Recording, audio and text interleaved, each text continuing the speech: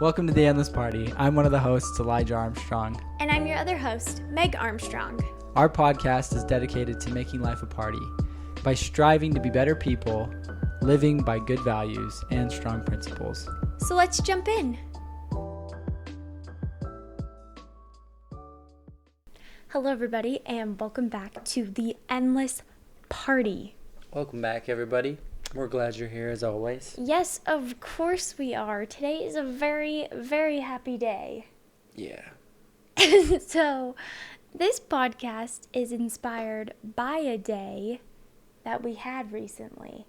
And it was just very, what's the word? It was a Saturday.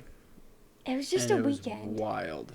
Okay, in this one day, we came up with these 7 lessons that we learned. And we seriously learned them in the course of probably like 9 hours. Yeah. It was just full of utter nonsense. Yes. And yeah, so we'll just kind of dive into it and just discuss the lessons that we learned. I'm sure a lot of you have learned the exact same life lessons, and if not, just from our experience, we hope that you can look back and see these life lessons in your own life and be like, oh yeah, that makes sense. Sure. So, I don't know if I mentioned this earlier, but we have 7 to share. Mm-hmm. So let's jump into number 1. So this one I kind of came up with. I said the only thing that is too good and too true is Jesus. And I think he is the only thing in this world who really is not too good to be true, even though he seems like he is, because everything he gives us is free. Mm-hmm. And all he really asks is for our broken hearts. Yep. Not even our whole hearts, our broken selves. That's what he wants. Mm-hmm. And this lesson came from an experience that I'm going to pass the mic over to, that Elijah's going to share. Yeah, so I'm sure all of you have heard of just classes that you can take to better your speaking skills or better your understanding in real estate. Whatever it is, you can pay a fee and go learn about whatever it is that you want to learn about. Well, my friend and I decided that we were going to sign up for this class, and it was just another avenue to learn about real estate. And so it was a free class. So we go to this free class and they tell you everything great about their avenue of real estate. And they try to really sell you on it for their 3-day class, which is $1,000. So we sign up for their 3-day class. I tell the people, I'm like, hey, before I give you any credit card information, I need to go and talk to my wife, because I don't make any decision without my sugar baby. We're a team. Yeah. So I go home and I tell Meg about the class, and honestly, she's like, it sounds great. It sounds like maybe this could be the answer to getting into real estate. And so I call my friend. I'm like, hey, let's do it. Mm-hmm. Then me and Meg just feel off. Yes. We just don't feel good about the situation. So we really discuss it and go through the ins and outs, pros and cons, all the details. Then I start doing research on this company and come to find out that it's just this pyramid scheme, that you pay the $1,000, but that doesn't even give you full access to what they're promising. Then you would have to pay $25,000, $30,000, or $40,000, depending on the premium, golden, or diamond package that you want to buy into. And it honestly made me so frustrated, because they don't discuss this at the free seminar. They only discuss, you get all of this for $1,000. But they don't tell you that, oh yeah, you have to invest another potentially $40,000 to get the benefits that we're talking about in real estate. And so when I came to this conclusion, I called my friend and I was like, this isn't it. You got to get your money back. This is just a get rich quick scheme, and they're just trying to dupe people out of money. And that's really what it came to be. And so I was so angry about this because I'm huge on integrity and I'm huge on being true to your word and true to your character. And I was talking to Meg about it, and then she came up with the principle of the only thing that's too good and too true is Jesus Christ. That's the only thing in this life that's too good to be true. And he's the only person that you really can put your trust in, knowing that he wants to give you Everything. literally the best in everything. He wants to give you heaven. He wants to give you the Yes. kingdom of God, right? But that's the only thing. And so we caution you. If it sounds too good to be true, it most likely is. Right. There are very, very, very few cases that might be too good to be true, but for the most part, it's only Jesus. Yeah. I think this understanding comes to, I mean, I'm only 23 and Elijah's 28. So I know that we're, on the younger side. But, just in the course of our 3 years of being married, there's been a lot of situations where we have been promised the world and people have severely underdelivered. They've overpromised and underdelivered. And so if you're in a situation where people are promising you the world, and this is coming from optimists, right? Like, we are optimists. But when you are in situations where people are promising the world, just do your homework and do your research and really, take it upon yourself to take that responsibility and look into the details, because, just in our experience, a lot of times, these opportunities are kind of scams. Yeah, a lot of times. But that also being said, I kind of want to make it full circle here. Just because somebody promises you something that's too good to be true doesn't mean you cannot promise something that's too good to be true and deliver. Yes. Right? So during these experiences for the past 3 years of our marriage, as Meg discussed, we have had people come through and tell us, oh, all of these great things that can come if you do X, Y, Z. And we found that, as we discussed, it's too good to be true. However, because of that, and because we've been overpromised and people have underdelivered, me and Meg have vowed, if we make promises, we will commit to them and we will follow through. And I think that really leeways into a lot of the things that we're going to be discussing more today about. But as I said, if somebody overpromises and underdelivers, that doesn't mean you have to. Like, you can be something that's too good to be true for other people. I like that. That is a perfect full circle. Okay, principle number 2 comes off of this same, pyramid scheme we experienced. Yeah, the real estate nonsense. Yeah, the real estate nonsense. That's a good way to put it.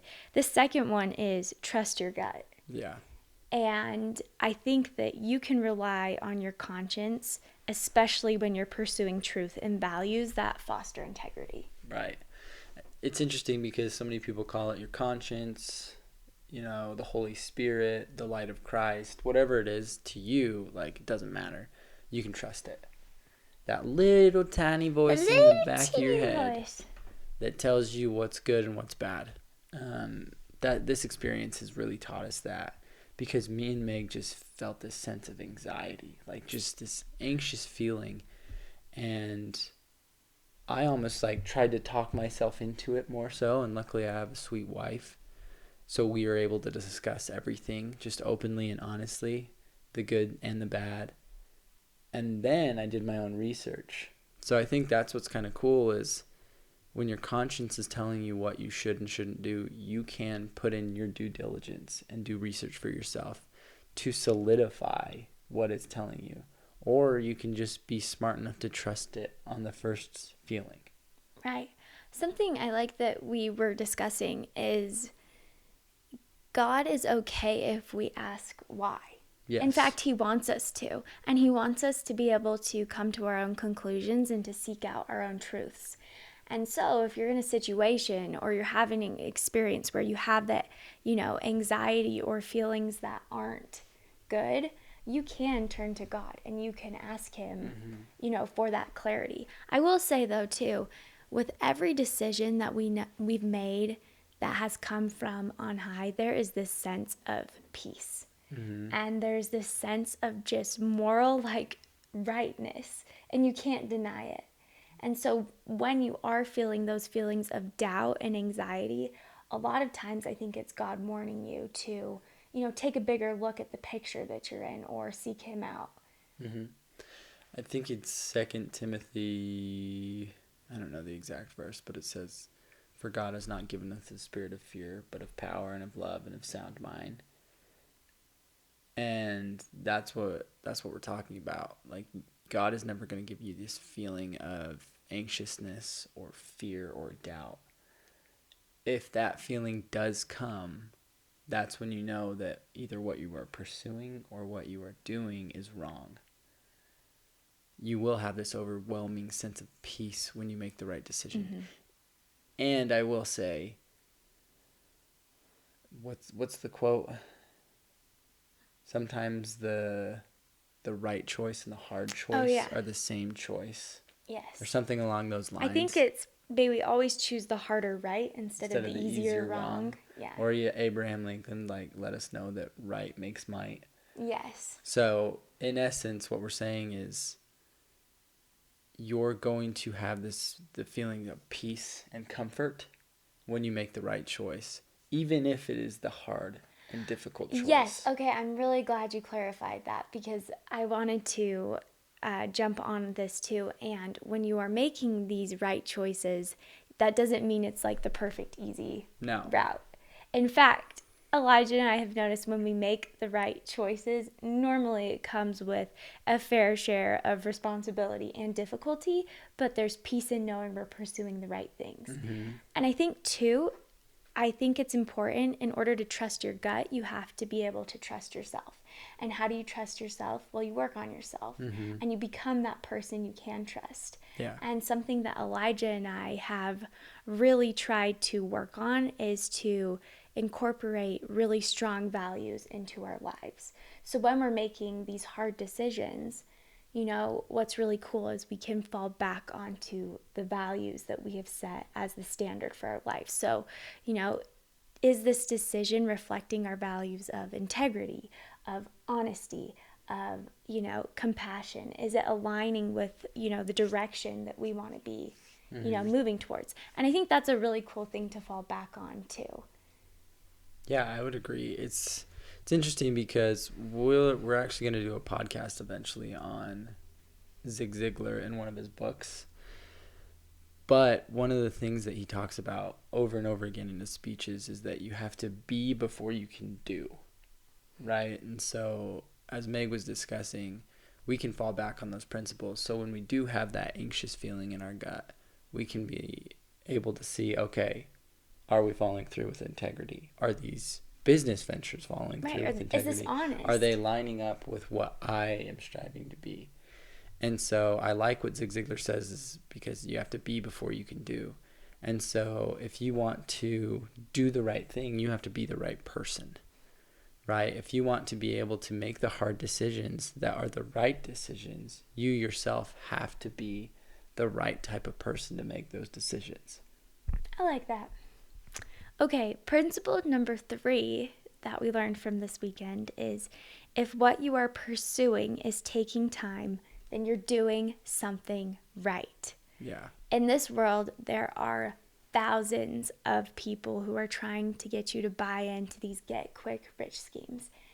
And just the reality is that they're too good to be true, which is kind of like what we said. And I also want to say this too. We're also optimists, okay? I want to believe that my big start is coming tomorrow, and I have the hope that it can happen. But I also know that it is so important to back your ambitions and your dreams and your future of success with work. And it's going to take day by day effort, because that's what's going to make it so worthwhile and and important. Well, we've talked about this before, but an optimist isn't just some wishful thinker with his head in the clouds. No. Right? An optimist sees the reality, but sees how he can act in accordance with the reality. to get the greatest possible outcome. Mm-hmm. Right? And so, yeah, this is coming from optimists, that you can have everything in life that you want, but you have to put in the work and the discipline and the consistency and perseverance to have it. It might happen tomorrow for you, so long as you put in the work, but it might not.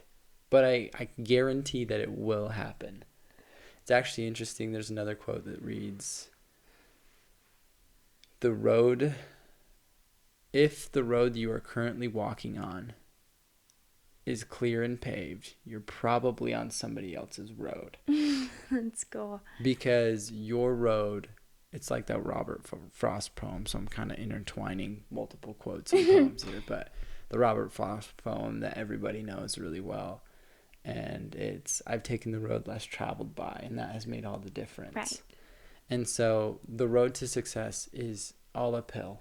It's usually hard. It's usually not paved at all. It has rocks and roots and everything in the way. But you are paving that road in the process. Oh, that's beautiful.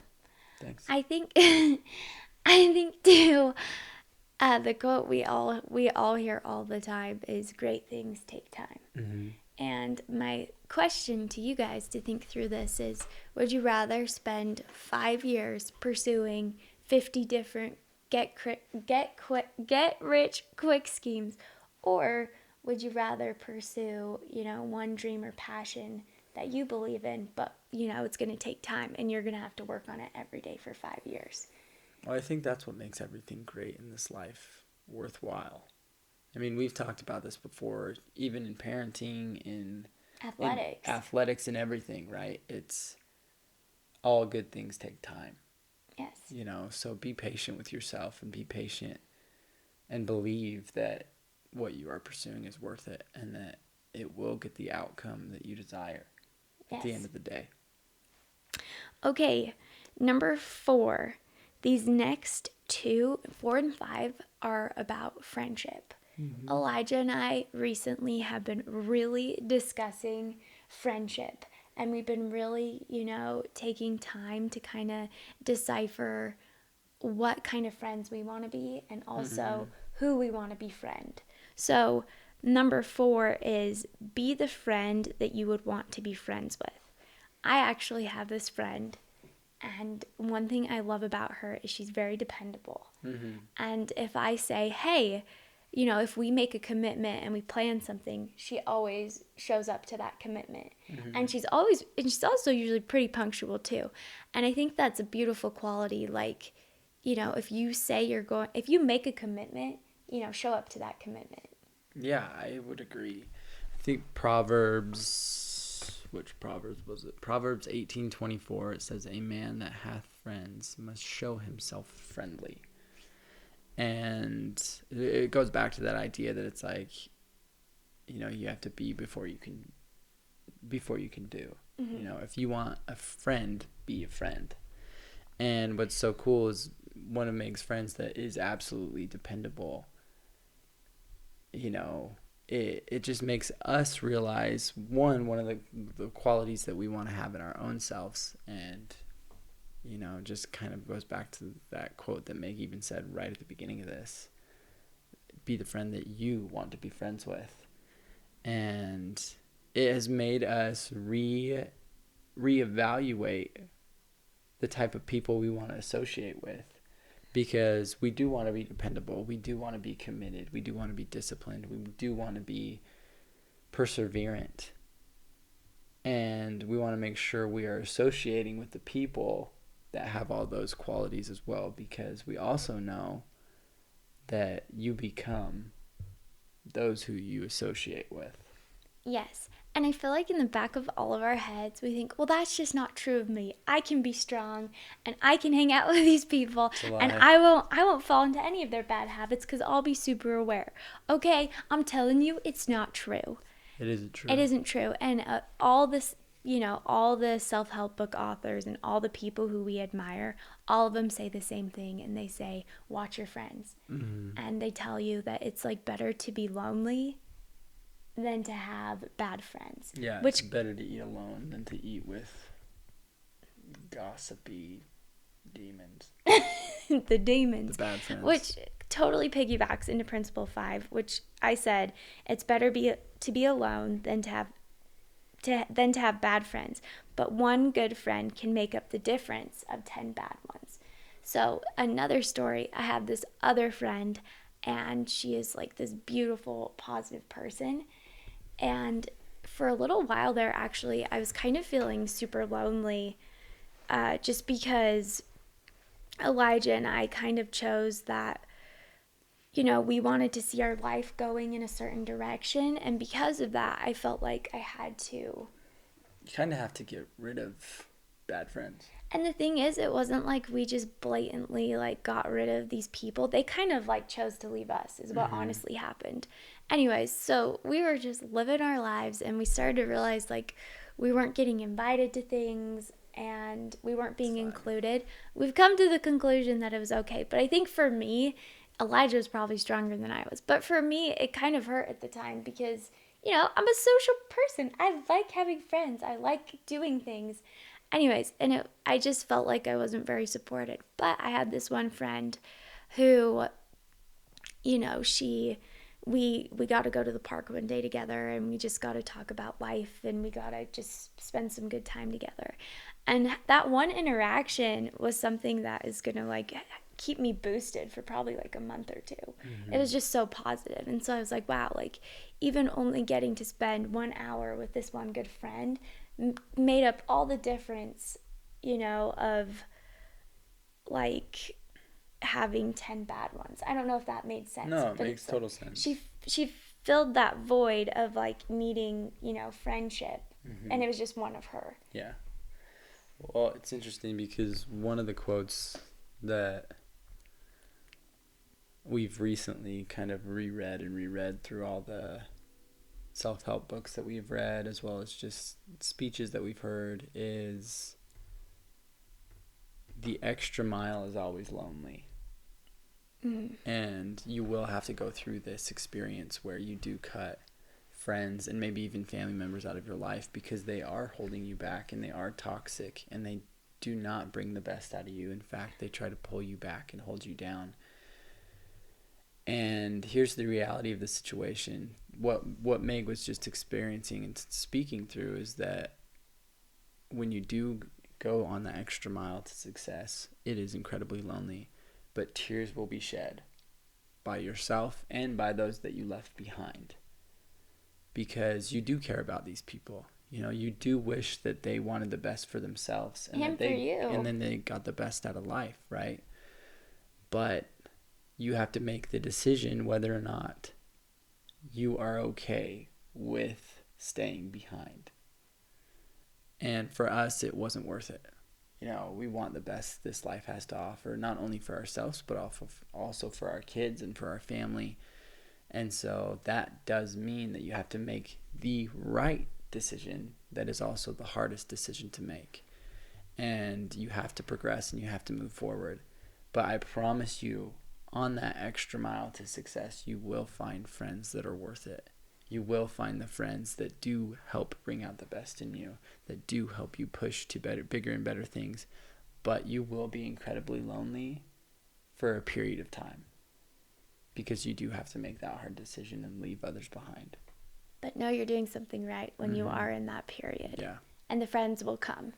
And like Meg and I discussed right at the beginning of this podcast, you will feel the sense of peace. Even though it's hard, even though the tears are shed, you will know that this is right. I mean, it's no different than in sports when we were just grueling in workouts. I can tell you that probably tears were brought to my eyes. Yes. But I knew what I was right. doing was right and that it was going to give me the result that I wanted at the end of the day. I like that. Okay, so we're on principle number 6. I touched on it a little bit in principle number 4, so don't get them confused. Number 4 was be the friend that you want to be friends with. But number 6 is be dependable. Okay, so one of the reasons why this Saturday was crazy is we had several people, it wasn't just one, several people make these commitments to us. And so we show up, we prepare, and then at the last second, not even at the last second. after the time has passed. We reach out and we're like, oh, like, we're not coming. And we Yeah. were like, bummer. It was just super lame because we had like given up. We gave up Our whole day. our whole day to like make these commitments, like to follow through with our end of the commitment, and then they didn't follow through. Anyways, and Well, so here's the reality as well. So, one, be dependable and follow through with your commitments. That's what we're really trying to say. Yes. If you committed to go to an event, support somebody in their work, whatever it is, like follow through with your commitments. Hold true to your promises. Make sure that you show up at the end of the day. That's how you determine whether or not you are truly dependable. Showing up. That's it. That's the key. But here's the reality, and I'm not trying to be pessimistic in this sense. I think all parents can relate to this. When you commit to something, that means you commit your whole family. yes. And for me, well, for us, that means that we have to get our 2 twin girls, and they're delights, but they're also twins. And we have to get them ready. We have to get them out of the house. They have to be fed. We have to think about their schedule and all of their needs. We have to think about Their there's so bedtime, many everything. details that goes into us just leaving our home. Right, and this is true of All literally parents. any parent out there, right?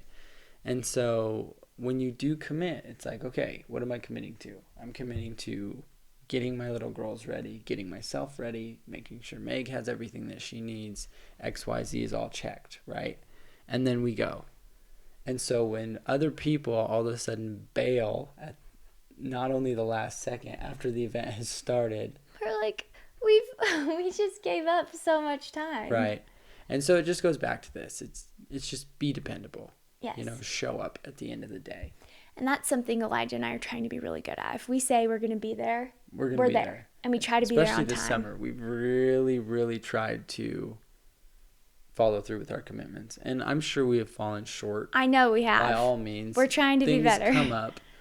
Our baby girls on one experience, they had to get shots, and then they had fevers, and then we weren't able to follow through as much as we would have liked. But it's like, we understand that too.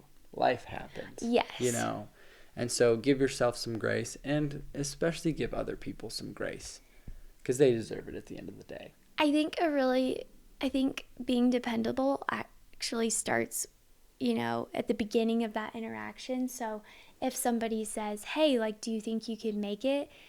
In that moment, you have to be really honest, and you either need to say yes and then like hold your commitment and go, or you can say, actually, I'm sorry, this isn't going to work. So right then and there, they know exactly, where you stand.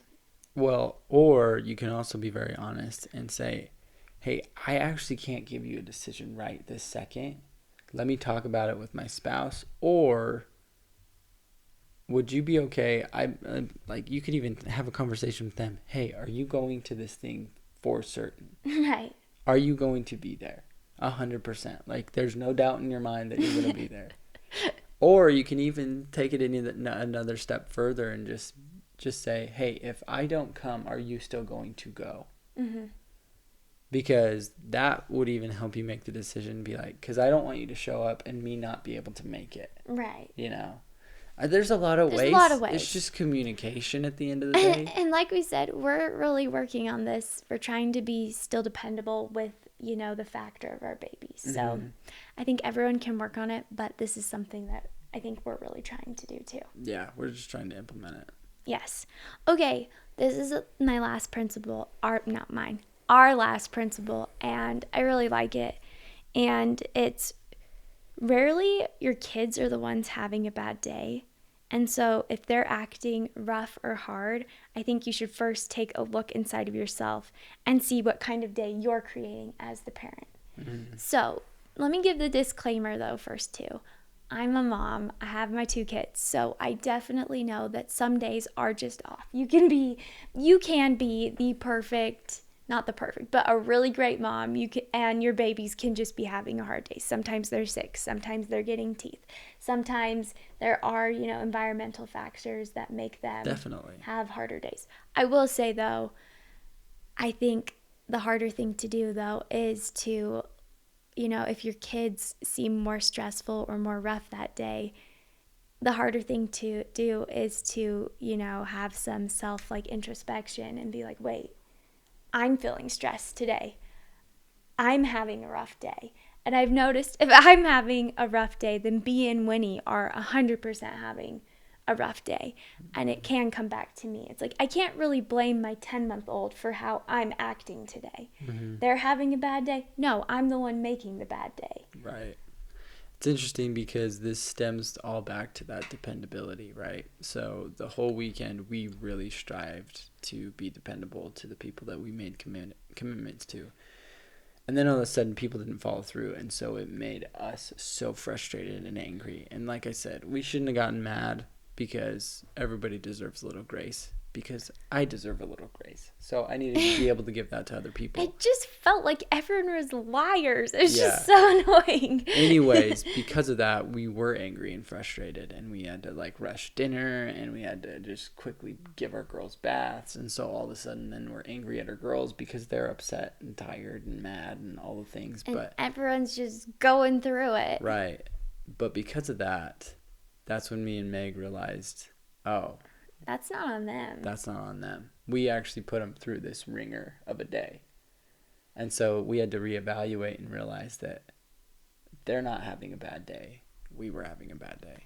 Yes. And so I think that's kind of the epitome of responsibility too, of taking responsibility too as a parent, to be like, okay, I know my baby is going to be feeding off of my emotions. So if I want them to have a good, happy, fun day, then I need to be a fun and happy parent.